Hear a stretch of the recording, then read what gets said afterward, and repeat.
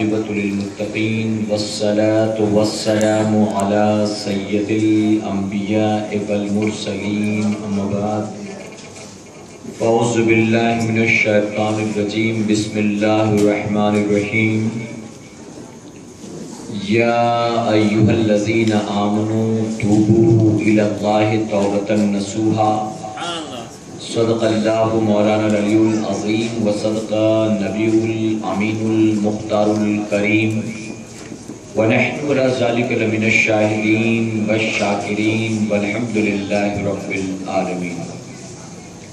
پڑھیں الصلاة والسلام علیک یا رسول اللہ، الصلاة والسلام علیک یا رسول اللہ، الصلاة والسلام علیک یا حبیب اللہ، الصلاة والسلام علیک یا حبیب اللہ، الصلاة والسلام علیک یا نبی اللہ، الصلاة والسلام علیک یا نبی اللہ، وعلی آلک وعلی آلک واصحابک واصحابک یا نور اللہ نور اللہ صلی اللہ تعالی صلی اللہ تعالی علیہ وسلم. علیہ وسلم. رب کعبہ کی بارگاہ میں دعا ہے مولا اپنے حبیب صاحب الاولاق صلی اللہ تعالی علیہ وسلم کے صدق و فیل تو ہم تمام حاضرین اور سامعین کو ماہ محرم الحرام کی برکتوں سے بھرپور مالا مال فرما.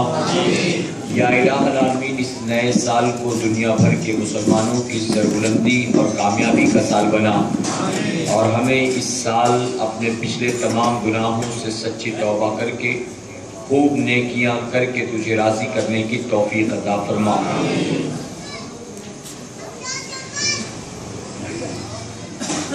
محمد کی غلامی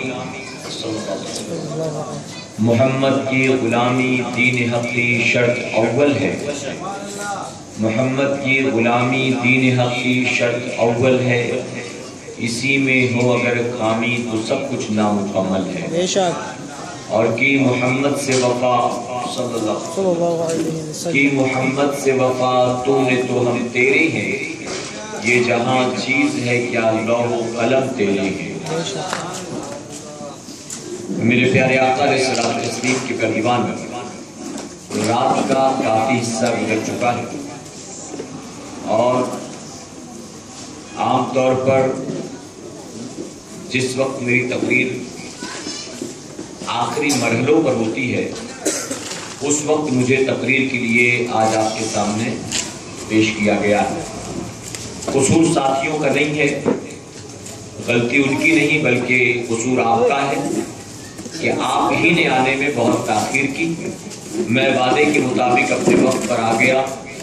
میں نے نماز عشاء بھی پڑھی، انتظار کیا، کھانا بھی کھا لیا، انتظار کیا، نعت مبارکہ سنی، انتظار کیا اور آخر میں آپ کے سامنے آ گیا یہ سوچ کر کہ اللہ رب العزت نے جن جن کو پسند فرمایا تھا وہ آ گئے. اب اس سے زیادہ اور کوئی آنے والا نہیں ہے. آپ کے ملاڑ مالونی کی سرزمین پر غالباً یہ پہلی محفل ہوگی جب مجھے کرسیاں خالی نظر آ رہی ہیں، ورنہ عام طور پر میں نے اسی جگہ پر پہلے بھی کئی بار تقریر کی ہے اور کرسیاں تو مکمل طور پر بھر جاتی ہیں، اس کے ساتھ کافی تعداد میں لوگ یہاں وہاں کھڑے بھی نظر آتے ہیں. آج کرسیاں بھی خالی نظر آ رہی ہیں اور جس کی وجہ شاید یہاں کے ماحول کی وجہ سے جو کچھ ہوا آج دن میں یا کل رات میں، جیسا کہ آپ جانتے ہیں کچھ لوگ ڈر کی بنیاد، کچھ لوگ ٹھنڈ کی وجہ سے شاید اپنے گھروں سے نہیں نکلے. بہرکیف میرے پیارے آقا علیہ الصلوۃ والتسلیم کے دیوانوں ویسے بھی یہ بات تو حق ہے کہ ایسی محفلوں میں کوئی اپنی مرضی سے نہیں آتا بلکہ آتے وہی ہیں جن کو اللہ توفیق عطا فرماتا ہے. آپ گھر میں رہ کر نکل کر آ نہ سکے اور میں بہت دور سے آپ کے سامنے خطاب کرنے کی غرض سے حاضر آیا ہوں. میرے پیارے آقا علیہ الصلوۃ والتسلیم کے پیروکاروں، یہ بات آپ ذہن میں محفوظ کر لیں کہ ہم دنیا کے کسی کونے میں بھاگ کر چلے جائیں، اپنے آپ کو موت سے ہرگز ہم بچا نہیں سکتے. ایک انسان موت سے اگرچہ کتنا ہی ڈرتا لیکن وہ اپنے آپ کو موت سے کبھی بچا نہیں سکتا۔ اور یہ بات بھی ذہن میں محفوظ کر لیں کہ رب تبارک تعالیٰ نے جس جگہ جس وقت آپ کی موت کو لکھا ہو اس سے 1 سیکنڈ پہلے یا 1 سیکنڈ بعد آپ کو موت نہیں آئے گی، بلکہ رب تبارک تعالیٰ نے جو دن جو وقت مقرر کر دیا ہے آپ کو اسی دن اسی لمحہ اسی جگہ پر موت آنے والی ہے۔ میرے پیارے آقا کے پیروانوں، جو کچھ یہاں کے حالات تھے ساتھیوں نے ہمیں بھی اطلاع کیا اور لمحہ لمحہ خبر مل رہی تھی، ایسا ہو گیا، ویسا ہو گیا، ویسا ہو گیا، ایسا ہو گیا۔ ہم انتظار میں تھے، ہم نے کہا شام ابھی رات آنے میں وقت ہے، آپ ہمیں شام کو بتائیے گا حالات کیسے ہیں، اگر اجتماع ہوگا ہم ضرور آئیں گے، اور اگر آپ کی طرف سے کینسل ہوتا ہے تو کوئی مسئلہ نہیں، ہم نہیں آئیں گے۔ تو ساتھیوں نے بھی الحمدللہ ہمت سے کام لیا اور کہا کہ اجتماع ہوگا، اور ان کی دعوت پر سید احمد صاحب برلی سے آئے، میں کرلا سے آیا۔ آپ دیکھ رہے ہیں میرے پیارے آقا علیہ الصلوۃ والتسلیم کے پیروان ہو، تو ہم نکلے بس یہ سوچ کر کہ رب تبارک تعالیٰ نے اگر موت لکھی ہے تو ہم گھر میں بیٹھیں گے تو بھی آنا ہی آئیں گے، اگر رب تبارک تعالیٰ نے موت نہ لکھی ہو، گولے بارود اور انگاروں سے ہو کر گزر جائیں تو بھی میرا پروردگار حفاظت کرنے والا ہے۔ اور میرے پیارے آقا کے پیروانوں، وہ موت کتنی حسین موت ہوگی کہ وہ اللہ کی راہ میں آئے، اللہ کی راہ میں۔ ہم دنیا کے لیے نکلے اور موت آ گئی، ہم کاروبار کے لیے نکلے موت آ گئی، ہم روزی روٹی کے لیے نکلے اور موت آ گئی، تو وہ موت تو ایسی ہوگی جیسے دنیا کے عام انسانوں کو ملتی ہے، ہر کسی کو موت انہی حالات میں آتی ہے، لیکن وہ کتنا خوش نصیب بندہ ہوگا کہ اللہ کے نام پر نکلا اور اس راستے میں اللہ نے اس کو موت عطا فرمائی۔ جانتے ہو فرمایا کیا، کوئی حاجی حج کے لیے جائے، حج کے سفر میں، آپ جانتے ہیں بہت سے لوگ ایسے ہیں کہ حج کے لیے جاتے ہیں اور ان کا انتقال ہو جاتا ہے، کبھی بھگدڑ مچ جاتی ہے، کبھی آگ لگ جاتی ہے، کبھی کسی اور بنیاد، بوڑھے تھے، کمزور تھے، بیمار تھے، انتقال ہو گیا۔ تو وہاں جس کو موت آ گئی حج کے موقع پر، اس سے بڑا خوش نصیب کون ہو سکتا ہے؟ فرمایا گیا کوئی حج کے لیے نکلا اور اس راستے میں اس کو موت آ گئی تو اللہ تبارک تعالیٰ قیامت تک اس کو حج کرنے کا ثواب عطا فرمائے۔ یعنی ہر سال جب حاجی جمع ہوں گے حج کے لیے تو وہ جو اس راہ میں مارا گیا اس کو ہر سال حج کا ثواب اللہ عطا فرمائے۔ تو یہ کتنی حسین موت ہے، کتنی حسین موت ہے۔ دعا کرے اللہ ہمیں بھی ایسی موت عطا فرمائے۔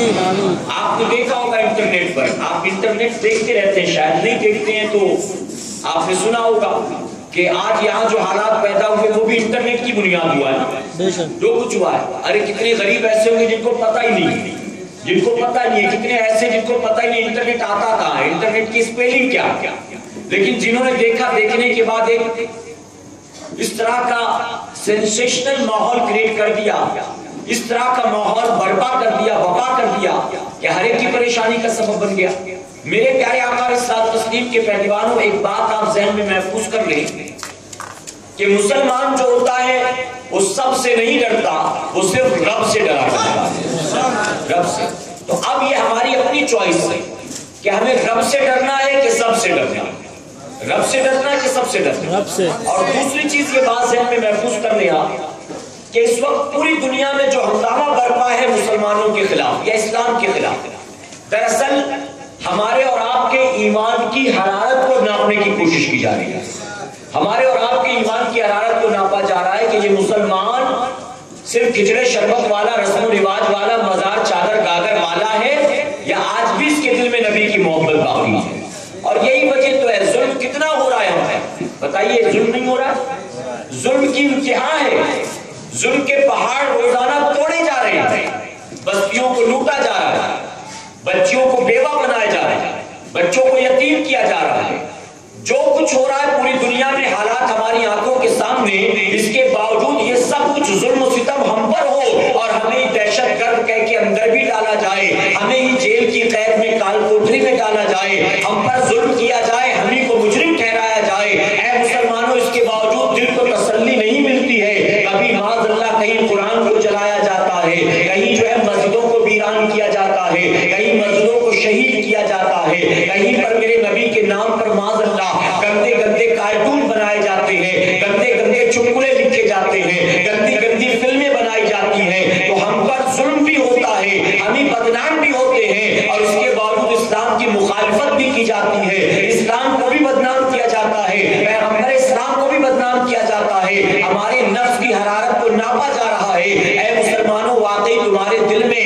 آج نبی کی محبت باقی ہے کہ نہیں ہے؟ نبی کی محبت زندہ ہے کہ نہیں ہے؟ اور میرے پیارے آقا کے پیروانوں، میں بہت معذرت کے ساتھ کہوں گا، ہم جب اپنی آبادیوں کی طرف دیکھتے ہیں، ہم جب اپنے نوجوانوں کی طرف دیکھتے ہیں، ہم جب اپنی بستیوں کی طرف دیکھتے ہیں، ہم جب اپنے گریبانوں میں جھانک کر دیکھتے ہیں تو پتہ چلتا ہے کہ دنیا ہمارے خلاف کیا کر رہی ہے۔ ارے مسلمان کو خبر کیا ہوگی؟ مسلمان کو تو چرس پینے سے ہی وقت نہیں ملتا، مسلمان کو تو افیم گانجے ہی سے وقت نہیں ملتا کہ وہ دنیا کے حالات دیکھ سکے۔ جانتے ہم حنفی ہیں، حنفی ہیں، امام اعظم ابو حنیفہ کے ماننے والے۔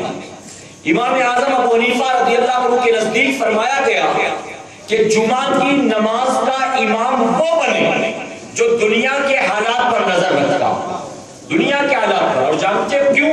اس کی وجہ کہ جس کی نظر حالت حاضرہ پر ہو وہ جمعہ کے دن آنے والی قوم کو انفارم کرے گا، اطلاع کرے گا کہ لوگوں سونا نہیں، بیدار رہو، دنیا تمہارے خلاف کیا کچھ کر رہی ہے، جاگتے رہنا، حالات کبھی بھی ہاتھ سے نکل سکتے ہیں، کبھی بھی حالات خراب ہو سکتے ہیں، اے مسلمانوں جاگتے رہنا۔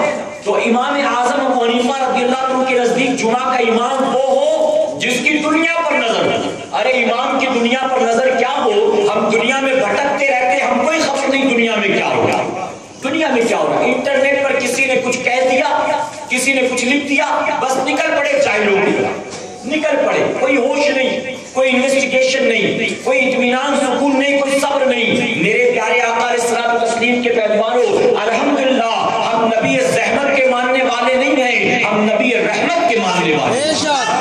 ہم اس آقا کے ماننے والے جس آقا نے ظلم و ستم سہ کر بھی اپنے دشمنوں کو دن رات دعائیں ہی دی، دعائیں دی۔ طائف والوں نے جب پتھر برسایا تھا میرے نبی پر، پھول نہیں برسایا تھا، پتھر برسایا تھا میرے آقا پر، تو آپ نے سنا ہوگا اسی وقت جبرائیل علیہ السلام حاضر آئے تھے، کہیں سبحان اللہ۔ جبرائیل یوں تو پہلے کئی بار آ چکے، لیکن آج جب جبرائیل علیہ السلام آئے تو ان کے ساتھ دو اور فرشتے جبرائیل علیہ السلام نے ان کا تعارف کروایا، یا رسول اللہ صلی اللہ علیہ وسلم یہ وہ فرشتے ہیں جو پہاڑوں پر کنٹرول کرتے ہیں، ان کا اختیار پہاڑوں پر ہے، اے آقا آپ ان کو حکم دیں۔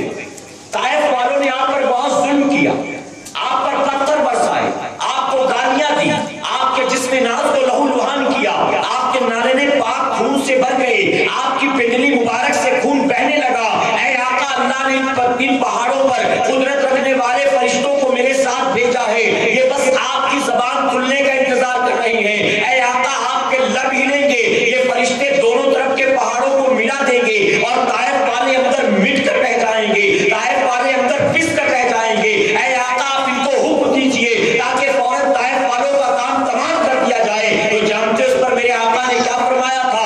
آقا فرماتے جبرائیل ارے میں زمین والوں کے لیے زحمت بن کر نہیں آیا، اللہ نے مجھ کو رحمت بنا کر بھیجا ہے۔ اے جبرائیل میں وہ نہیں کر سکتا جو طائف والوں نے کیا ہے۔ اے جبرائیل یہ طائف والے آج میرے منصب و مقام کو نہیں جانتے، آج میرے مرتبے کو نہیں جانتے، لیکن جبرائیل تو گواہ رہنا یہی طائف والے ہوں گے، کل جب ان کی آنکھیں کھلیں گی یہ خود توبہ کر کے میرے ہاتھ پر کلمہ پڑھتے نظر آئیں گے، اسلام قبول کرتے نظر آئیں گے۔ اور اے مسلمانوں تاریخ شاہد ہے، ایک وقت آیا ہے طائف والوں کا ضمیر جاگا ہے، طائف والوں کا ضمیر بیدار ہوا ہے اور انہوں نے اپنی غلطیوں پر توبہ کی ہے، اور میرے آقا کے ہاتھ پر سینکڑوں لوگوں نے اسلام قبول فرمایا۔ میرے آقا یہ صبر کا پیغام دیتے آئے، یہ صبر کا پیغام میرے آقا نے کوئی دکھا نہیں سکتا کہ ابو جہل نے گالیاں دی تو میرے آقا نے تماچے مارے، کوئی بتا نہیں سکتا کہ عتبہ شیبہ نے میرے آقا کو برا بھلا کہا ہے تو میرے آقا نے پتھر مارا ہو، نہیں ہرگز نہیں۔ کیا آپ کو مکے کی وہ خاتون یاد نہیں ہے؟ میرے آقا سے اتنی دشمنی تھی انہیں کہ میرے آقا جب گلی سے گزرتی وہ انتظار میں رہتی، اپنے گھر کا دن بھر کا کوڑا کرکٹ جمع کر کے رکھتی، اور حضور اکرم صلی اللہ علیہ وسلم جیسے گلی سے اس کے گزرتے تھے وہ فوراً جو ہے میرے آقا کے جسم ناز پر گھر کا کوڑا کرکٹ ڈال دیا کرتی تھی. روزانہ کا یہی روز یہی کرتی تھی. لیکن میرے آقا صرف دیکھتے اس کی طرف مسکراتے تھے اور مسکرا کر چلے جاتے تھے. گویا میرے آقا اس کے حالات پر مسکراتے تھے کہ عورت ایک وقت آئے گا تجھے احساس ہوگا اپنی غلطی کا. روزانہ وہ یہی کرتی تھی. میرے آقا بھی نہ راستہ بدلتے تھے نہ وقت بدلتے تھے بلکہ اسی وقت جاتے تھے تاکہ روزانہ یہ میرے اوپر کوڑا کرکٹ ڈالے. وہ روزانہ ڈالتی رہی. ایک دن آقا گزرے اس نے کوڑا کرکٹ نہ ڈالا. دوسرے دن آقا گزرے اس نے کوڑا کرکٹ نہ ڈالا. تیسرے دن آقا کا گزر ہوا اس نے کوڑا کرکٹ نہ ڈالا. آقا نے سوال کیا ارے وہ عورت جو روزانہ مجھ پر گھر کا کوڑا کرکٹ ڈالتی تھی 3 دن سے نظر نہیں آ رہی, کیا بات ہے, کیا کہیں باہر گئی ہے؟ لوگوں نے کہا نہیں 3 دن سے وہ بیمار ہے, اپنے بستر پر پڑی ہے, اس کی عیادت کرنے والا کوئی نہیں ہے, چونکہ اس کا اخلاق اچھا نہیں, اس کا معاملہ اچھا نہیں, یہی وجہ کہ اس کی عیادت کرنے والا کوئی نہیں ہے. آقا نے جیسے سنا ارے رحمت للعالمین بن کر آئے تھے. وہ انسان کیا جانوروں کے لیے بھی رحمت بن کر آئے تھے. آقا تڑپ اٹھتے ہیں, فوراً آپ اس گھر میں تشریف لے جاتے ہیں. بڑھیا بستر پر پڑی تھی, آنکھ کھول کر دیکھتی ہے آنے والا کون آیا. جب نظر پڑی کہ میرے آقا تشریف لاتے ہیں تو دھیرے دھیرے اٹھ کر بیٹھ گئی اور کہتی ہے محمد صلی اللہ علیہ وسلم آپ کو پتا چل گیا کہ میں بیمار ہوں, آپ مجھ سے بدلہ لینے آئے ہیں. جب تک میں صحت مند تھی اس وقت تک میں آپ پر کوڑا کرکٹ ڈالتی تھی, آج آپ کو پتا چل گیا کہ میں بیمار ہوں تو یقیناً آپ مجھ سے بدلہ لینے آئے ہوں گے. میرے آقا فرماتے نہیں مائی, ارے میں تجھ سے بدلہ لینے تھوڑی نہ آیا ہوں, مجھے ابھی پتا چلا کہ تم بیمار ہے, میں تو تیری طبیعت کے بارے میں پوچھنے کے لیے آیا ہوں, میں تو تیری خیریت پوچھنے آیا ہوں. یہ کہہ کر میرے آقا سرہانے جا کر کھڑے ہو جاتے ہیں. فرمایا کیا میرے نبی کا یہ فرمانا تھا؟ بڑھیا بے ساختہ پکار اٹھی, اے محمد صلی اللہ علیہ وسلم اگر واقعی آپ بدلہ لینے نہیں آئے ہو, میری عیادت کرنے آئے ہو تو گواہ ہو جاؤ, میں گواہی دیتی ہوں یہ مکے والے جو آپ کے بارے میں کہتے ہیں یہ سارے جھوٹے ہو سکتے ہیں, آپ جھوٹے نہیں ہو سکتے ہیں. آئیے اب مجھے بھی کلمہ پڑھ کر مسلمان بنا دیجئے, آئیے مجھے بھی اسلام کے دامن سے وابستہ کر دیجئے. اے مسلمانوں ہم اس صبر کے پیکر نبی کے ماننے والے ہیں. وہ میرا آقا جو صبر کا پیکر بن کر آیا تھا. جانتے کہ یہودی نوجوان روزانہ میرے نبی کی محفل میں آ کر بیٹھتا, روز بیٹھتا ہے. اس نے اسلام قبول نہیں کیا, آتا بیٹھتا درس سنتا چلا جاتا, آتا بیٹھتا درس سنتا چلا جاتا, کئی دنوں تک آتا جاتا, یہاں تک کہ ایک دن نہیں آیا. حضور اکرم صلی اللہ علیہ وسلم نے انتظار کیا, وہ نہیں آیا. دوسرے دن بھی نہیں آیا. میرے آقا نے فرمایا کہ وہ یہودی نوجوان جو ہمیشہ آ کر بیٹھتے تھے نہیں آ رہے, بات کیا؟ تو کسی نے بتایا بیمار ہے, طبیعت خراب ہے. فوراً میرے آقا بے چین ہو گئے. آقا نے اجتماع نہیں کیا, بیان نہیں کیا, بلکہ فوراً اٹھے, کہا بتاؤ مجھے ان کا گھر کہاں ہے, میں ان کی تیمارداری کرنا چاہتا ہوں, میں ان کی عیادت کرنا چاہتا ہوں. اب برا مت مانیے, ایک بات عرض کروں گا یاد ہے, وہ بڑھیا مسلمان نہیں تھی, بیمار تھی, آقا پر ظلم کرتی تھی. آقا صرف اس کی صحت پوچھنے گئے, اس نے میرے آقا کے حق پر اسلام قبول فرما لیا, قبول فرما لیا. آج تو عجیب معاملہ, عجیب معاملہ. اس کے ساتھ کھا لیا تو کافر ہو گیا, اس کے ساتھ وہاں کہاں جا رہا تھا تو اسلام سے خارج ہو گیا, اس کے ساتھ تو چائے پی رہا تھا تو مشرک ہو گیا. معاذ اللہ. ایسا لگتا ہے گلی کے سارے لکھے مفتی بن کر گھوم رہے ہیں, سارے لکھے ٹپوری سارے مفتی بنے, اس کے ساتھ تو گھوم رہا تھا, اسلام سے خارج ہو گیا. ارے تجھے کلمہ بھی یاد ہے کہ نہیں یاد ہے؟ تو چلا فتویٰ بانٹنے کے لیے, تو فتویٰ بانٹے گا. کسی کو کافر کہہ دینا, اعلیٰ حضرت عظیم البرکت سے بڑا کوئی دین کی سمجھ رکھنے والا ہو سکتا ہے؟ میرے امام سے بڑھ کر کوئی کافر اور مومن کی سمجھ رکھنے والا ہو سکتا ہے؟ اعلیٰ حضرت عظیم البرکت نے دن رات صرف کفر کا فتویٰ ہی نہیں بانٹا ہے. آج ہمارا یہ معاملہ برا مت مانیے, ہم تقریر کرتے تو تقریروں میں یہی کہتے فنا کافر, یہ کافر, وہ کافر, وہ کافر, اور یہ سن کر لوگ ہم سے بھاگتے ہیں یہ سوچ کر کہ بریلویوں کا کام صرف لوگوں کو کافر بنانا ہے. ان کے امام احمد رضا نے پوری زندگی یہی کیا ہے. اے مسلمانوں میں عرض کرنا چاہوں گا, آج صحیح معنوں میں ہم اعلیٰ حضرت عظیم البرکت کا تعارف کرا ہی نہیں پا رہے ہیں. میرے امام نے زندگی بھر کفر کا فتویٰ ہی نہیں بانٹا ہے, بلکہ امام احمد رضا نے جو دین کی خدمات انجام دی ہے, قیامت تک وہ خدمات دوسرا کوئی انجام نہیں دے سکتا.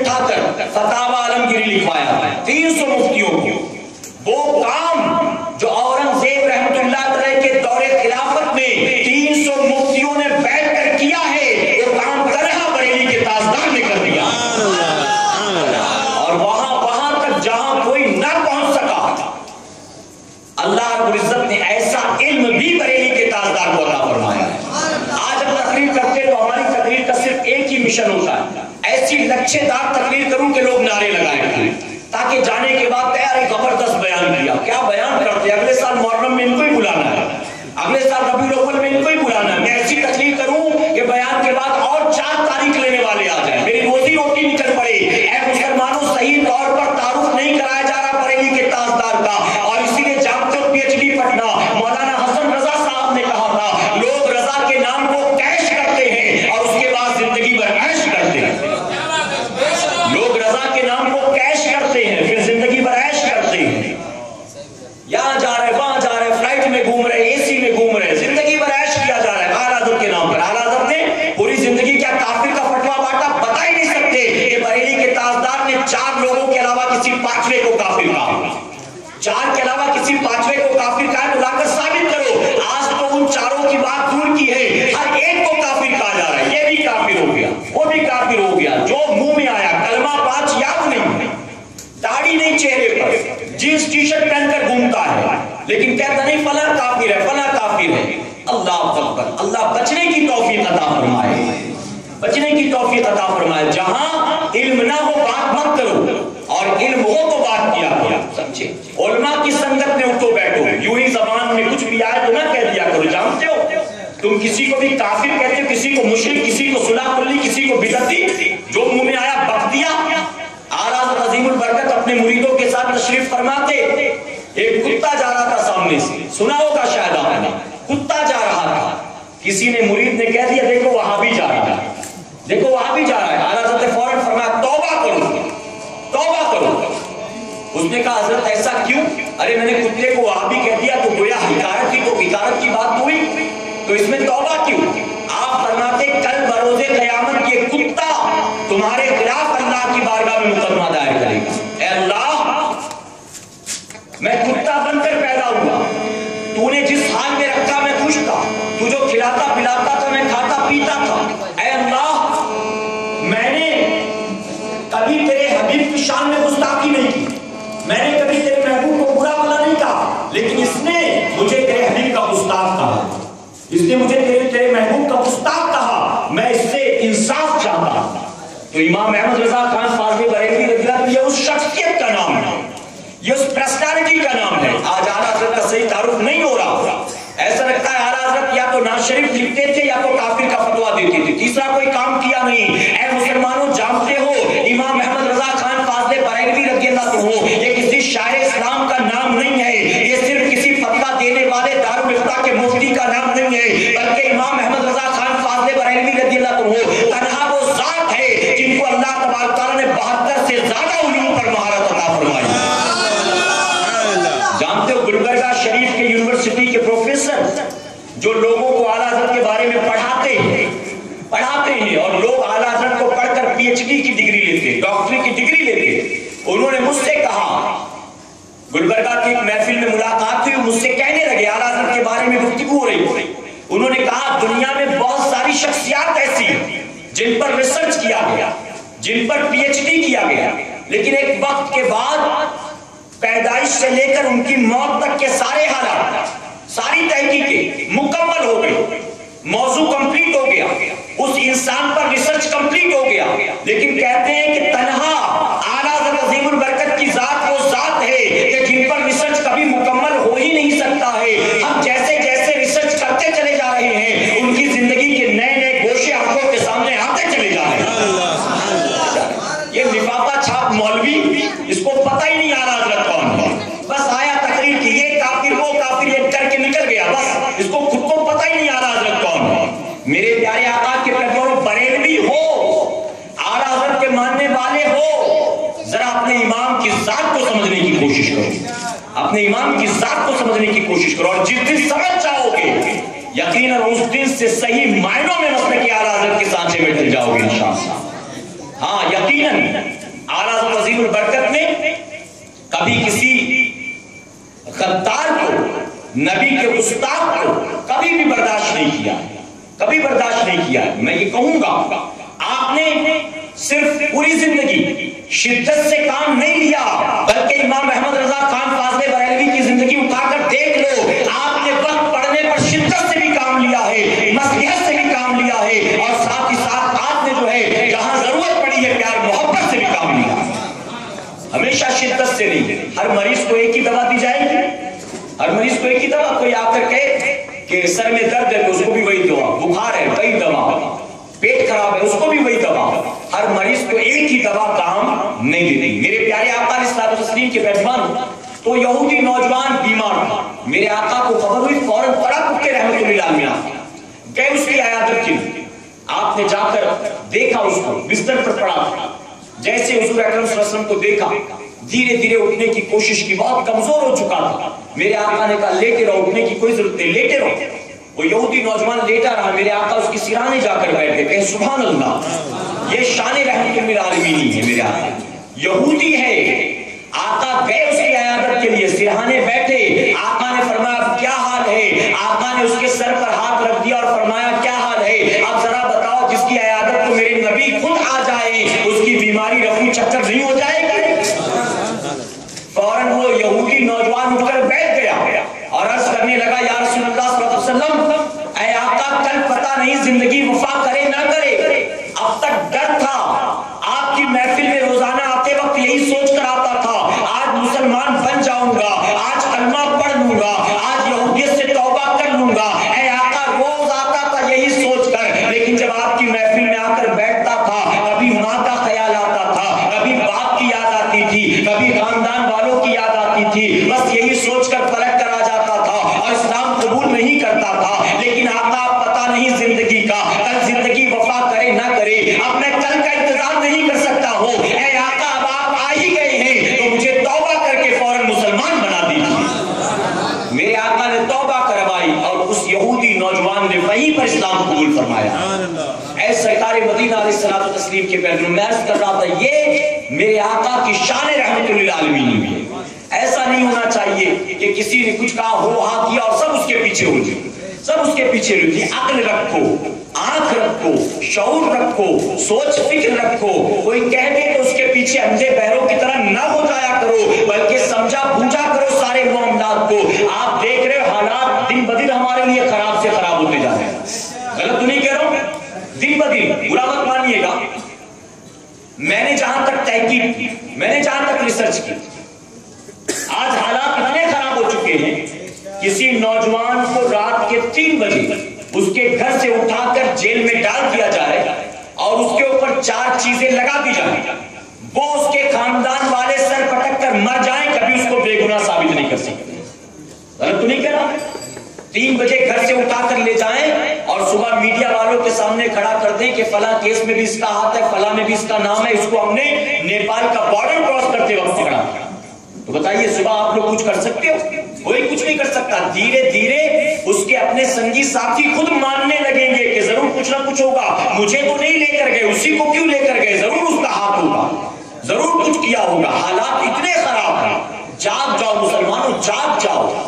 अब नाचने गाने का वक्त नहीं है, अब चिलम पीकर मस्ती में कव्वाली सुनकर झूमने का वक्त नहीं है, अब बेदार होने का वक्त आ गया है। अपने रिश्ते को दीन से मजबूत करो, कहो इंशाअल्लाह। अरे मैं तो कहना चाहता हूं, मुझे शर्म आती कहते हुए कि नौजवान किस मुंह से तू इमाम हुसैन का नाम लेता है? अभी मुहर्रम का महीना चल रहा है ना, जिक्र हुसैन की महफिल में गया होगा, खूब सुना होगा, नारे लगाए होंगे, खिचड़ा भी खाया होगा, शरबत भी पिया होगा। अरे किस मुंह से तू इमाम अली मकाम का नाम लेता है? इमाम हुसैन तो करबला के मैदान में अपने दीन की हिफाजत के लिए तपते हुए सेहरा में अपने बच्चों को शहीद करवाते नजर आते हैं, अपनी गर्दन को हालते सजदा में कटाते नजर आते हैं, और तू जिस मुंह से इमाम अली मकाम का नाम लेता है उनके सदके में खिचड़ा शरबत खाता पीता है, और मुहर्रम जाने के बाद रातों के अंधेरे में छुपकर उसी मुंह से चिलम भी पीता है, गांजा भी पीता है, चरस भी पीता है, शराब भी पीता है। अरे जब तू शरबत पीता है हुसैनी बन जाता है, तो क्या गांजा पीते वक्त तू यजीदी नहीं बन जाता है? जब तू खिचड़ा खाता है हुसैनी बन जाता है, क्या शराब पीते वक्त तू यजीदी नहीं बन जाता है? ऐ मुसलमानों, ये दोगली पॉलिसी नहीं चलेगी। अब अगर आप वाकई मुसलमान हो, या तो हुसैनी बनना होगा या तो यजीदी बनना होगा। आप कहो कि हुसैनी भी रहे यजीदी भी रहे, तो कल कयामत के दिन कहां जाओगे? जन्नत में जाओगे कि जहन्नम में जाओगे? आप सोचो, थोड़ा यहाँ के भी मजे मिल जाए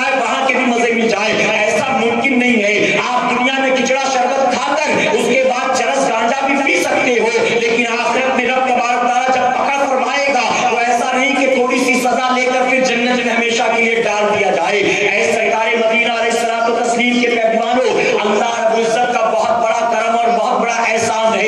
اللہ نے ہمیں باغیوں کی جماعت میں پیدا نہیں کیا، اللہ نے ہمیں اپنے آقا کے غداروں کے گروہ میں پیدا نہیں کیا، اللہ نے ہمیں اس جماعت میں پیدا فرمایا ہے جو جماعت الحمدللہ اہل سنت والجماعت ہے، اور جو جماعت الحمدللہ جنت میں جانے والی ہے، اور اس جماعت کے علاوہ دوسرا کوئی گروہ جنت میں جانے والا نہیں ہے۔ آقا نے 1450 سال پہلے جس جماعت کو جنتی فرمایا تھا وہ جماعت ہے تو صرف اہل سنت والجماعت ہے، علاوہ اس کے کوئی گروہ جنت میں نہیں جائے گا، نہ کوئی وہابی جائے گا، نہ کوئی دیوبندی جائے گا، نہ کوئی شیعہ جائے گا، نہ کوئی بوری جائے گا، نہ کوئی کھوجا جائے گا، نہ کوئی قادیانی جائے گا، نہ کوئی اہل قرآن جائے گا، نہ کوئی اہل حدیث جائے گا۔ اے مسلمانوں، اگر جنت میں جائیں گے تو صرف اہل سنت والجماعت کے لوگ جائیں گے۔ میں کرنا چاہتا ہوں، آقا نے جنتی جماعت کی جتنی نشانیاں بتائی تھی وہ ساری نشانیاں الحمدللہ ہمارے اور آپ کے اندر پائی جاتی ہیں، اسی جماعت میں پائی جاتی ہیں۔ ان ساری نشانیوں کو میں نہیں گناؤں گا، ہاں میں ایک نشانی ضرور بتانا چاہوں گا۔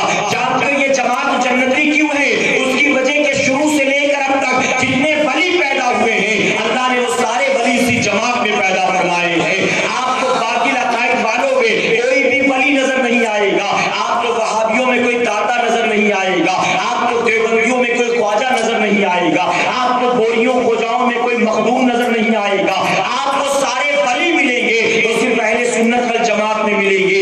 اور جانتے ہو اسی جماعت میں سارے ولی کیوں ہیں؟ اس کی وجہ کہ مقام ولایت حاصل کرنے سے پہلے بندے کا صاحب ایمان ہونا ضروری ہے۔ ایمان والا ہوگا تبھی تو ولی بنے گا، کوئی بیمان اللہ کا ولی تھوڑی بن سکتا ہے۔ تو ان تمام فرقوں میں کوئی ولی نہیں ہے، اس کی وجہ کہ وہ سارے فرقے جو ہے بے ایمانوں کے ہیں، اور اسی جماعت میں سارے ولی اس لیے ہیں کیونکہ یہ جماعت بے ایمانوں کی نہیں ہے بلکہ یہ جماعت ایمان والوں کی ہے۔ الحمدللہ اہل سنت والجماعت کے لوگ ایمان والے ہیں، اہل سنت والجماعت کے لوگ جنت میں جانے والے ہیں، اہل سنت والجماعت کے لوگ غوث و خواجہ اور رضا کے ماننے والے ہیں۔ لیکن میرے پیارے آقا علیہ الصلوۃ والتسلیم کے پیروانوں، میں معذرت کے ساتھ یہ کہوں گا، ہم اپنے آپ کو حسینی بھی کہلاتے ہیں، ہم اپنے آپ کو غوث اعظم کا دیوانہ بھی کہلاتے ہیں، اپنے آپ کو ٹناٹن سنی بریلوی بھی کہلاتے ہیں، لیکن گریبان میں جھانک کر دیکھتے ہیں ہمارے اندر آج بے شمار برائیاں جو ہے وہ ناسور کی شکل اختیار کر چکی ہیں۔ آج بے شمار برائیاں ہمارے دلوں میں گھر کر گئی ہیں۔ آج کے دور کا مسلمان اے سرکار مدینہ علیہ الصلوۃ والتسلیم کے پیروانوں زبانی دعوے بہت کرتا ہے، لفاظیاں بہت کرتا ہے، عمل کے میدان میں بالکل زیرو نظر آتا ہے، عمل کے میدان میں بہت دور نظر آتا ہے۔ میں عرض کرنا چاہتا ہوں، امام علی مقام سے محبت اگر کرتے ہو تو حسین کی محبت صرف کھانے پینے کا نام نہیں ہے، حسین کی محبت صرف کھچڑے شربت کا نام نہیں ہے، حسین کی محبت علاوہ کودنے کا نام نہیں ہے، حسین کی محبت تعزیہ داری کا نام نہیں ہے، حسین کی محبت نام کھٹائی اور نعرے کا نام نہیں ہے، حسین کی محبت میلے کھیلے کا نام نہیں ہے، حسین کی محبت علم اور پنجے بٹھانے کا نام نہیں ہے۔ حسین کی محبت کیا ہے؟ دیکھو آج کھا پی کر سمجھتے ہو ہم حسینی بن گئے۔ اے مسلمانوں، امام علی مقام کی محبت، امام حسین سے جنہوں نے سچی پکی محبت کی تھی، آؤ ذرا ان کی زندگیوں کا جائزہ لو۔ 10 محرم کی رات ہے، کربلا کا میدان ہے، خیمے لگے ہوئے ہیں، اندھیری رات ہے، آسمان نے سیاہ زلفوں کو بکھیر دیا ہے، ٹھنڈی ٹھنڈی ہواؤں کے جھونکے چل رہی ہیں، یزیدی اپنے خیمے میں مزے سے پیر پسارے سوتے ہیں، اور امام علی مقام کے جتنے خیمے تھے ہر خیمے سے قرآن کی تلاوت کی آواز آ رہی تھی، یہاں تک کہ بیویاں بھی قرآن کی تلاوت کر رہی ہیں، ننھے جو ہے بچے بھی قرآن کی تلاوت کر رہے ہیں۔ اے سرکار مدینہ کے پیروانوں، امام حسین کو جانتے ہو قرآن سے کتنی محبت تھی۔ امام علی مقام کا قرآن کے ساتھ اتنا قریبی رشتہ ہے، اتنا قریبی رشتہ ہے، قیامت تک قرآن کو نبی کے اہل بیت سے کوئی جدا نہیں کر سکتا ہے، نہ اہل بیت کو قرآن سے جدا کیا جائے گا، نہ قرآن کو اہل بیت سے جدا کیا جائے گا۔ اور جانتے ہو اس کی وجہ کیا ہے؟ آقا نے 1450 سال پہلے فرما دیا تھا، فتنوں کے پرفتن دور میں دو چیزیں تمہارے درمیان چھوڑے جاتا ہوں، جو ان دو چیزوں کو مضبوطی سے تھامے گا اس کے ایمان کی حفاظت ہو جائے گی۔ اور جانتے ہو دو چیزیں کیا ہیں؟ آقا نے فرمایا ایک تو قرآن ہے اور دوسرا میری اہل بیت ہے۔ ایک قرآن ہے، دوسرا میری اہل بیت ہے۔ اہل بیت اور قرآن کا کتنا قریبی رشتہ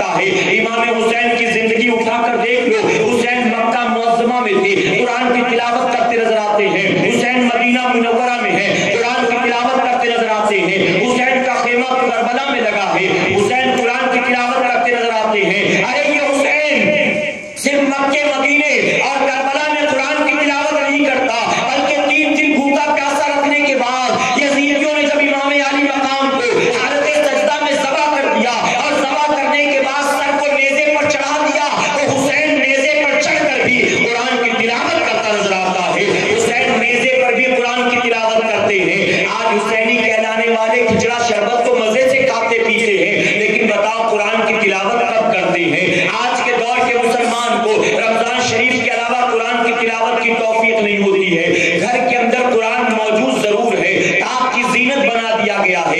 ہم قرآن کو سال میں کبھی اٹھاتے ہیں، کب اٹھاتے ہیں؟ یا تو رمضان شریف میں اٹھاتے ہیں، یا تو جھگڑا ہو جائے تو قسم کھانے کے لیے اس کو اٹھاتے ہیں، یا تو کسی کا انتقال ہو جائے تو قرآن کھانے کے لیے اس کو اٹھاتے ہیں۔ ہم قرآن کھانی، قسم اور ماہ رمضان کے علاوہ بتاؤ قرآن کی طرف کب دیکھتے ہیں؟ اے مسلمانوں، قرآن کو رب تبارک تعالیٰ نے ان چند دنوں چند راتوں کے لیے نازل نہیں فرمایا تھا، بلکہ قرآن کو اللہ تبارک تعالیٰ نے ہمارے اور آپ کے لیے زندگی بھر کا قانون بنا کر بھیجا تھا، ایک اصول بنا کر بھیجا تھا، ایک ضابطہ بنا کر بھیجا تھا۔ ہم اور آپ اگر قرآن کے سانچے میں اپنی زندگیوں کو ڈھال لیں، واقعی ہم حسینی کہلائیں گے، واقعی غوث و خواجہ کے دیوانے کہلائیں گے۔ میرے پیارے آقا کے پیغمبروں، فرمایا گیا شب عاشورہ ہے، امام حسین اپنے مریدوں کے خیمے میں آتے ہیں، اپنے دوستوں کے خیمے میں آتے ہیں۔ امام علی مقام نے ایک ایک سے ملاقات کی، اور ملاقات کرنے کے بعد آپ سب سے مخاطب ہو کر فرماتے ہیں، اے میرے ساتھیوں، تم نے میرے لیے اب تک جو کچھ کیا، میں تم سب کا احسان زندگی بھر یاد رکھوں گا، اور یقین جاننا میں تمہارے اس احسان کی گواہی قیامت کے دن اپنے نانا کو دینے والا ہوں۔ میں نانا کے سامنے تم سب کے احسان گناؤں گا، تم کو جو کرنا تھا میرے لیے تم نے کیا، میں تم سب کا دل سے شکریہ ادا کرتا ہوں، لیکن میں چاہتا ہوں بس اس کے بعد تم میرا ساتھ چھوڑ دو۔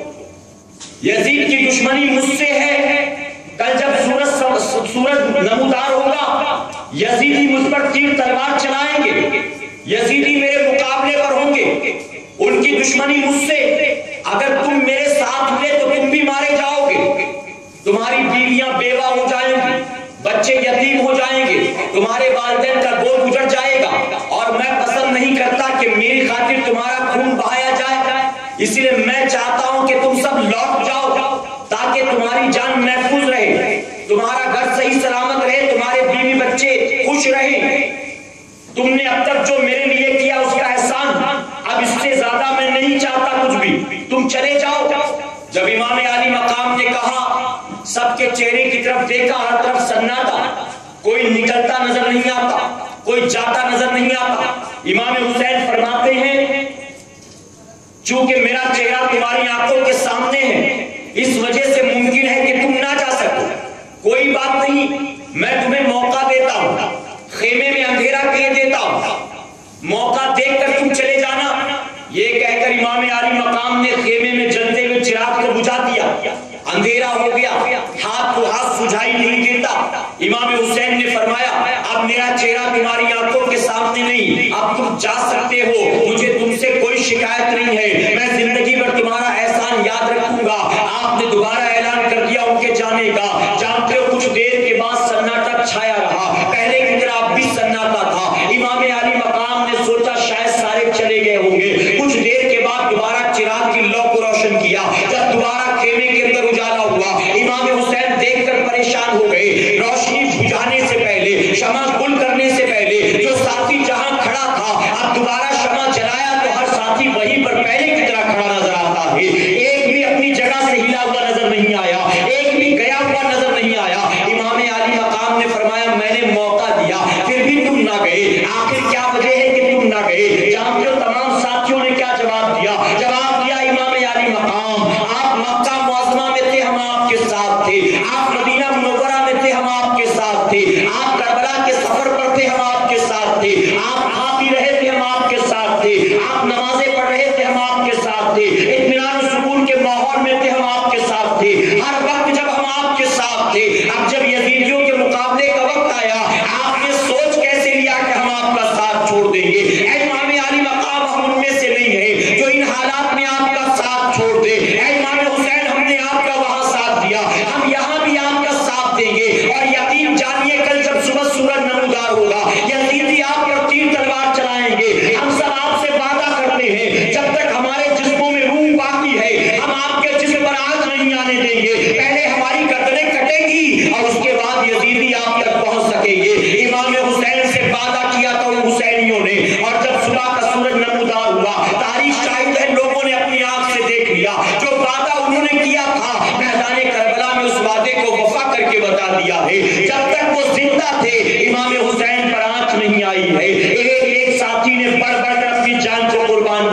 اے مسلمانوں ذرا سوچو تو صحیح، وہ کیسے حسینی تھے، اپنے امام کے لیے بھوکے پیاسے بھی تھے، اپنے امام کے لیے ہجرت بھی برداشت کر رہے تھے، اپنے امام کے لیے بیوی بچوں کی جدائی بھی برداشت کر رہے تھے، اپنے امام کے لیے اپنی گردن بھی کٹاتے تھے۔ اور آج ہم اور آپ کیسے حسینی ہیں؟ ہم صرف نعرہ لگاتے ہیں، ہم صرف کھاتے پیتے ہیں، علاوہ اس کے کون سا ہمارا عمل ہے جو امام علی مقام کی طرح نظر آتا ہے؟ جواب دو۔ میری مائیں بہنیں بھی سن رہی ہیں، میں ان سے بھی کہنا چاہوں گا، جانتی ہو جب امام حسین کو شہید کر دیا گیا، دوپہر کی نماز کا وقت تھا، امام علی مقام کو شہید کیا گیا، اس کے بعد یزیدیوں نے خیمہ لوٹنا شروع کر دیا، یہاں تک کہ خیمے کو لوٹتے رہے، عصر کی نماز کا وقت ہو گیا، حضرت زینب امام حسین کی بہن کھڑی ہوتی ہے، اور کھڑی ہونے کے بعد اعلان کیا خیمے میں، اے بیویاں اٹھو، آہو بکا کا وقت نہیں ہے، رونے کا وقت نہیں ہے، گریو زاری کا وقت نہیں ہے، اٹھو عصر کی نماز کا وقت ہو گیا ہے، اٹھو فوراً اللہ کے سجدے کے لیے تیاری شروع کر دو۔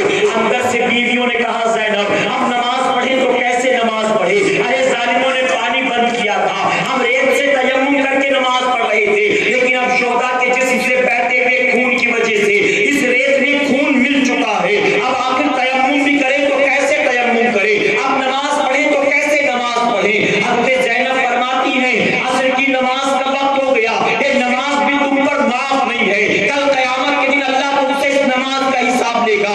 ہر کوئی اٹھے اپنے محرم کے جسم سے بہتے ہوئے خون سے تیمم کر لے اور اس سے تیمم کر کے وہ اللہ کا سجدہ کرے۔ حضرت زینب امام حسین کی بہن ہے، اللہ اکبر، 72 نفوس قدسیہ کی لاشیں آنکھوں کے سامنے ہیں، ان کٹے ہوئے لوگوں میں ان کے خون کے بیٹے اور محمد بھی تھے، ان کا لخت جگر بھی تھا، ان کا چہیتا بھائی حسین بھی تھا، ان کے بھتیجے بھی تھے، ان کے بھائی حسن کا بیٹا قاسم بھی تھا۔ اے مسلمانوں 72 نفوس قدسیہ کی لاشیں آنکھوں کے سامنے ہیں۔ حضرت زینب عصر کے وقت اللہ کا سجدہ کرتی نظر آتی ہے، شہر بانو اللہ کا سجدہ کرتی نظر آتی ہے، ننھی سکینہ اللہ کا سجدہ کرتی نظر آتی ہے۔ آج ہماری ماں بہنوں بچیوں کا حال کیا ہے؟ آج ماں کہتی ہے بیٹا آوارہ ہو گیا، آج ماں کہتی ہے بیٹا ہاتھ سے نکل گیا، آج ماں کہتی ہے بیٹا باپ کی عزت نہیں کرتا۔ میں عرض کرنا چاہوں گا آج ہمارا نوجوان چرسی کیوں بن رہا ہے؟ آج ہمارا نوجوان شرابی کیوں بن رہا ہے؟ آج ہمارا نوجوان گجیڑی کیوں بن رہا ہے؟ آج ہمارا نوجوان جواری کیوں بن رہا ہے؟ آج ہمارا نوجوان آوارہ کیوں بن رہا ہے؟ وہ گلیوں میں چھپ چھپ کر رات کے 2-3 بجے تک چیلم کیوں پیتا ہے؟ گلیوں میں چھپ چھپ کر کے رات کے 2-3 بجے تک چرس کیوں پیتا ہے؟ میں عرض کرنا چاہوں گا یقیناً بچوں کا قصور ہے، یقیناً نوجوان قصوروار ہے، لیکن ہماری ماں بہنوں کا بھی اس میں پورا ہاتھ ہے۔ ہماری ماں بہنوں نے اپنی اولاد کی تربیت اس انداز میں نہیں کی ہے جس انداز میں حضرت فاطمہ نے اپنے بیٹے حسین کی تربیت فرمائی تھی۔ آج ہماری مائیں اپنے بچوں کو اس انداز میں دودھ نہیں پلاتی ہیں جس انداز میں حضرت زینب نے اپنے بچے کو دودھ پلایا تھا۔ آج بیوی حمل سے ہو، آج بیٹی حمل سے ہو، پورا وقت ٹیلی ویژن دیکھنے میں گزرتا ہے، ٹی وی سیریل دیکھنے میں گزرتا ہے، گانے سننے میں گزرتا ہے۔ ارے معذرت کے ساتھ کہوں گا کل نوجوان ہی آوارہ گردی کرتے تھے، کل تو مرد ہی آوارہ گردی کرتے تھے، اب تو ہماری بچیاں بھی آوارہ گردی کرنے لگ گئی ہیں۔ اب تو ایک لڑکی سچ سور کر نکلتی ہے، کاش کوئی مجھ سے محبت کرنے والا مل جائے، کاش کوئی مجھ پر بھی جان چھڑکنے والا مل جائے، کاش کوئی مجھے بھی تحفے دینے والا مل جائے، کاش کوئی مجھے بھی موبائل ریچارج کرانے والا مل جائے، کاش مجھے بھی کوئی بائک پر بٹھا کر گھمانے والا مل جائے، کاش مجھے بھی کوئی نئے نئے کپڑے سلوانے والا مل جائے۔ آج کی لڑکیاں بھی آوارہ گردی کرتی ہیں، وہ بھی تلاش میں ہوتی ہیں کوئی عاشق مل جائے، کوئی دیوانہ مل جائے، کوئی چاہنے والا مل جائے۔ ہمارا معاشرہ کس تباہی کے راستے پر جاتا ہے؟ ارے دنیا تو ہمیں تباہ کرنا چاہتی ہے، ہم نے خود بھی اپنے گھر میں آگ لگانا شروع کر دیا ہے، ہم نے خود بھی اپنے گھر کو آگ لگانا شروع کر دیا۔ اے سرکار مدینہ علیہ الصلوۃ والتسلیم کے پیارے دیوانوں، حالات بد سے بدتر ہوتے جا رہے دن رات۔ آنے والی نسلوں کی زندگیوں کو سنوارنا ہے تو ہمیں آج کے حالات کو سنوارنا ہوگا۔ آج بھی بیدار نہ ہوئے تو کل کے حالات کتنے بدتر ہوں گے ہم اس کا تصور بھی نہیں کر سکتے۔ ابھی ہمارے ساتھی نے ایک رپورٹ لا کر دی، جانتے ہو بامبے کے اندر تقریباً جیل کے اندر جو قیدی ہیں اس پہ 36% جو ہے وہ مسلمان، 36% مسلمان۔ اللہ اکبر، اب وہ بے گناہ ہو یا کچھ کیا، لیکن میرے پیارے آقا علیہ الصلوۃ والتسلیم کے پیغمبر، یہ آنکڑا بہت بھیانک ہے، 36% مسلمان قید خانے میں، اور جانتے رپورٹر نے کہا اگر اس پر کنٹرول نہ کیا گیا تو بہت جلد ہمیں جیل کے اندر عید بقرہ عید کی نماز کا انتظام کرنا پڑے گا، یعنی مجمع اتنا بڑھ جائے گا، اتنا بڑھ جائے گا۔ اللہ اکبر۔ میں نے خود دیکھا، آرتھر روڈ کے راستے سے آتا جاتا ہوں، کبھی اسی طرف میرا آفس ہوا کرتا، آرتھر روڈ کی طرف سے اکثر دیکھتا ہوں نقاب پہنی ہوئی لڑکیاں، عورتیں باہر لائن لگا کر کھڑی ہوتی انتظار میں، کوئی اپنے بھائی کو ملنے آئی ہوتی ہے، کوئی شوہر کو ملنے آئی ہوتی ہے، سفید داڑھی والے بوڑھے انتظار کر رہے ہوتے کہ کوئی کانسٹیبل اس کو آواز دے تو وہ بھی جا کر اپنے جوان بیٹے سے مل لے، وہ بھی جا کر اپنے داماد سے مل لے۔ اے مصطفیٰ پیارے کے دیوانوں، حالات بس سے بدتر ہوتے جاتے ہیں، لیکن ہمیں اور آپ کو ناچ گانے سے فرصت نہیں مل رہی، ناچ گانے سے فرصت نہیں۔ ہمارے یہاں پر کوئی ایسا اوکیشن ہے، کوئی ایسا معاملہ ہے جو بنا ناچ گانے کے نپٹ جاتا ہو؟ بتاؤ۔ بچہ پیدا ہو تو ناچ گانا، منگنی ہو تو ناچ گانا، نکاح ہو تو ناچ گانا۔ میرے پیارے آقا کے پیروانوں، اب تو حالات اتنے خراب ہو گئے، اللہ کے کسی ولی کا عرس منایا جا رہا ہو تو اللہ کے ولی کا عرس بھی بنا ناچ گانے کے نہیں ہو پاتا ہے۔ سندل نکل رہا ہے، ٹرک کے اوپر بڑے بڑے اسپیکر لگے ہیں، پورا راستہ جام، ٹریفک جام، اور جھانک کر دیکھا جائے تو پتا چلے کہ ٹرک کے اندر ڈی جے سسٹم لگا ہے اور والی بج رہی ہے اور آگے نوجوان ٹھمکے لگاتے ہوئے جا رہے ہیں۔ غلط تو نہیں کہہ رہا میں؟ ہوتا ہے کہ نہیں ہوتا؟ جس ولی کی بارگاہ میں چادر لے کر جا رہا ہوں، کیا وہ بھی ناچ گانے کے شوقین تھے؟ معاذ اللہ، ناچ گانے کے شوقین ہوتے تو مر کر وہاں چلے گئے ہوتے جہاں یزید پلیت گیا ہے۔ آج گنبد چمک رہا ہے، دنیا فیض حاصل کر رہی ہے، ان کا عرس منایا جا رہا ہے، تو اس سے مراد یہ ہے کہ وہ ناچ گانے کے شوقین نہیں تھے، وہ تو تلاوت قرآن مقدس کے شوقین ہوا کرتے تھے۔ قرآن کی تلاوت سے محبت تھی، اللہ کے سجدوں سے محبت تھی، نبی کی سنت سے محبت تھی۔ یہی وجہ تو تھی کہ مقام ولایت حاصل کیا انہوں نے، لیکن ان کی مزار پر بھی چادر۔ اور کون ناچتا ہے؟ مسجد کا امام نہیں ناچ رہا ہوتا ہے۔ مسجد کے امام صاحب کو دیکھا آپ نے؟ وہ آگے آگے ٹرک کے ناچ رہے، وہ ناچتے ہو تو ہم کہیں یہاں ضرور کہیں نہ کہیں اجازت ہوگی شریعت میں۔ وہ نہیں ہوتے، سارے داڑھی منڈے، داڑھی منڈے۔ مخدوم مائمی کی بارگاہ میں جا رہا ہے چادر لے کر، اور اگر اس کو دیکھا جائے تو اس کی اپنی ماں اس سے راضی نہیں ہوگی۔ مخدوم مائمی کو جو مقام ولایت ملا وہ اس لیے ملا کیونکہ انہوں نے ماں کو راضی کیا، ماں نے دعا کی۔ ایک معمولی سے بچے تھے، ماں نے ہاتھ اٹھایا، اللہ نے انہیں زمین سے اٹھا کر مقام ولایت عطا فرما دیا۔ یہ جو چادر لے کر جا رہا ہے اس کی خود کی ماں اس سے راضی نہیں ہے، کیا مخدوم مائمی راضی ہو جائیں گے؟ میرے پیارے آقا کے پیروانوں، ہوش کے ناخن لو، نعرے بازیوں سے کام نہیں چلنے والا، جذباتی تقریروں سے کام نہیں چلنے والا۔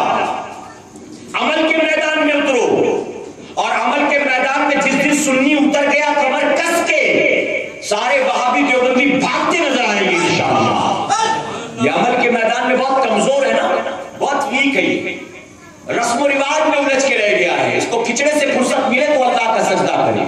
یہ تو بیچارہ رات بھر ڈیگ ہی سنبھالتا بیٹھا رہتا ہے، فجر کی نماز یہ تھوڑی نہ پڑھے گا۔ اس کو تو گلی کے باہر رات بھر کھچڑا ہی چلاتے رہنا پڑتا ہے، یہ کب فجر کی نماز پڑھے گا؟ اس کے پاس وقت کہاں ہے؟ وہ تو بوڑھے کمزور ہیں جن کو سجدے جنت میں لے جائیں گے، تو ڈیگ میں بیٹھ کے جنت میں جائے گا، کوئی ڈیگ میں بیٹھ کے جائے گا، کوئی اسپیکر پہ بیٹھ کے جائے گا، کوئی ڈرم میں بیٹھ کے جائے گا۔ یہ تو بخشے بخشائے جنتی ہیں، کھا پی کے جنت میں جائیں گے، مزے کی جنت ہے۔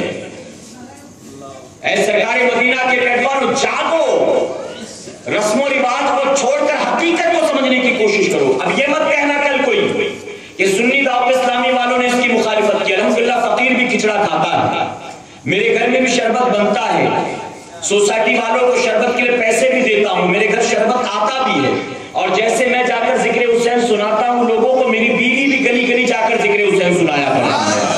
تو نہ کھچڑے کے منکر، نہ شربت کے منکر، نہ سندل کے منکر، نہ چادر کے منکر، نہ مزار کے منکر نہیں ہے۔ اگر منکر ہے تو محض رسم و رواج کے منکر۔ میں کہتا ہوں سنیوں، ہر جمعرات مزار پہ کیوں جاتے ہو؟ اللہ توفیق دے، روزانہ جایا کرو، لیکن مسجد میں بھی جمعہ مت آیا کرو، بلکہ جیسے مزار پر روز جاتے ہو ایسے 5 وقت مسجد میں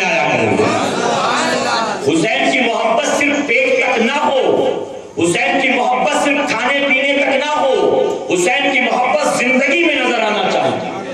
حسین کی محبت ہے تو چہرہ حسین جیسا کیوں نہیں ہے؟ حسین کی محبت ہے تو کپڑا حسین جیسا کیوں نہیں ہے؟ حسین کی محبت ہے تو سجدہ حسین جیسا کیوں نہیں ہے؟ دعوے حسینی ہونے کا، اے سنیوں، روزانہ صبح داڑھی منڈا کے تم یہ گویا بتاتے ہو کہ ہمیں یہ بوجھ پسند نہیں ہے، معاذ اللہ، ہمیں یہ بوجھ پسند نہیں ہے، ہم اس کو چہرے پر رکھنا پسند نہیں کرتے، معاذ اللہ۔ اور روزانہ داڑیاں مونڈ کر یہ گویا بتاتا ہے ہم نبی سے محبتوں کا دعویٰ کرتے ہیں، ہم نبی سے محبت کرتے ہیں، ہمیں نبی تو پیارے ہیں لیکن ہمیں نبی کا چہرہ پسند نہیں ہے، معاذ اللہ، ہمیں نبی کا چہرہ پسند نہیں ہے۔ نبی کا چہرہ پسند ہوتا تو میں داڑھی منڈاتا تھوڑی ان کی طرح چہرہ بناتا نا۔ جو جس سے محبت کرتا ہے اس کے نقش قدم پر چلتا ہے کہ نہیں چلتا؟ بتاؤ، چلتا ہے نا۔ کوئی ہیرو یہاں تک رکھ لے تو کل سارے یہاں تک رکھ لیں گے، کوئی ہیرو سر منڈا لے تو کل جا کر جیب سے پیسے خرچ کر کے لائن لگا کر سر منڈائے گا۔ کوئی ہیرو کان میں بالی پہن لے تو یہ نہیں سوچے گا امی بھی پہنتی ہے، بہن بھی پہنتی ہے، میں بھی پہن لوں گا تو لوگ کیا کہیں گے۔ نہیں، لوگ سوچتا ہے کہ امی پہنتی، بہن پہنتی تو کیا ہوا، میں پہن لوں گا، لوگ مجھ کو شاہ رخ خان کہیں گے، سمجھے؟ لوگ مجھ کو خالہ اور آپا نہیں کہیں گے، ہیرو کہیں گے۔ چلو میں بھی بالیاں پہن لوں، اب یہ بھی بالی پہن لے۔ میں تو کہتا ہوں جب اس کی شادی ہو تو جیسے ہمارے یہاں رسم بن چکی نا انگوٹھی دینے کی، جب بالی اس کے کان میں چھید ہو تو چاہیے لڑکی والے بالیاں بھی دے اس کو تحفے میں، بالیاں بھی دیا کرے۔ جیسے لڑکے والے بھیجتے زیور ویسے لڑکی والے بھی بھیجا کرے، اس کے لیے بالی بھی بھیجے، اس کے لیے انگوٹھی بھی بھیجے، اس کے لیے کڑے بھی بھیجے۔ میرے پیارے آقا کے پیغام و حالات بد سے بدتر ہوتے جاتے۔ اگر واقعی نبی سے محبت ہے، اپنے دین سے سچی محبت دل میں پیدا کرو، کہو انشاءاللہ، اعمال کو سنوارو، اعمال کو سنوارو۔ آج رات جب جانے کے بعد سونا تو صبح 8، 9، 10 بجے کا الارم لگا کر مت سونا، بلکہ اس تیاری کے ساتھ سونا کہ فجر کی نماز میں اٹھنا ہے انشاءاللہ، اور محبت سے کہو، سستی سے کام نہیں چلے گا، اور محبت سے کہو۔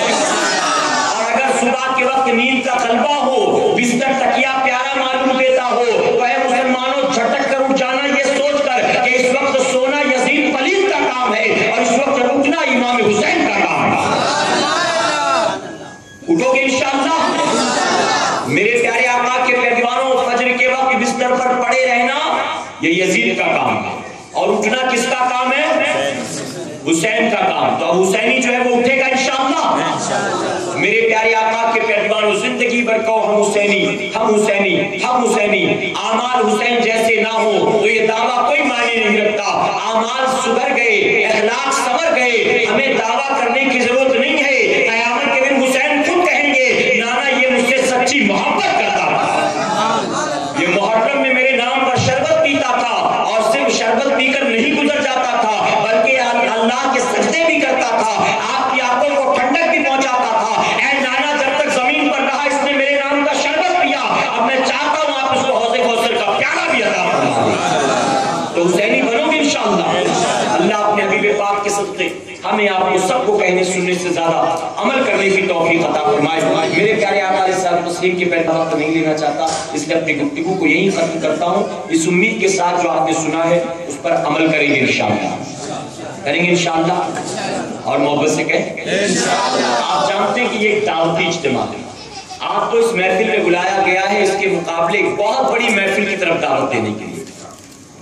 آپ جانتے ہیں کہ سنی دعوت اسلامی کا سالانہ سنی اجتماع انشاءاللہ وادی نور آزاد میدان میں ہونے جا رہے ہیں۔ کون سی تاریخ آپ جانتے ہیں؟ جی ماشاءاللہ 14، 15 اور 16 تاریخ۔ میرے پیارے آقا علیہ الصلوۃ والتسلیم کے پیروانوں، 14 تاریخ جمعہ ہے، انشاءاللہ جمعہ کی نماز کے بعد سے لے کر رات 9 بجے تک خواتین کا اجتماع ہوگا۔ ہماری مائیں بہنیں ذہن میں محفوظ کر لیں کہ جمعہ کی نماز کے بعد سے لے کر رات 9 بجے تک عورتوں کا اجتماع 14 تاریخ۔ سنیچر کو فجر سے لے کر یعنی 15 تاریخ کو فجر سے لے کر 16 کی عشاء تک مردوں کے لیے اجتماع ہوگا۔ تو گزارش ہے کہ جمعہ کے دن ذمہ داری بنتی ہے اپنے گھروں سے خواتین کو بھیجیں گے انشاءاللہ، کہ انشاءاللہ عورتیں بہانے بازی کریں کہ میں چلی جاؤں گی، آپ کے کھانے پینے کا کیا ہوگا، رات کا کھانا کیسے بنے گا، آتے آتے دیر ہو جائے گی۔ ان سے کہو پورے سال بھر کھایا پیا ہے، کوئی مسئلہ نہیں ہے، آج کھانے پینے کی فکر مت کرو، آج وادی نور میں جانے کی فکر کرو۔ جسمانی غذا کا تم نے انتظام کیا سال بھر، آج جاؤ وہاں سے روحانی غذا حاصل کر کے آؤ۔ روحانی غذا. میرے پیارے آقا علیہ الصلوۃ والتسلیم کے پیروانوں، آپ اس دن کھانے پینے کے نام پر ان کو روکے نہ. تم چلی جاؤ گے تو 4 بجے چائے کون دے گا، پھر 6 بجے ناشتے کی عادت ہے اس کا کیا ہوگا.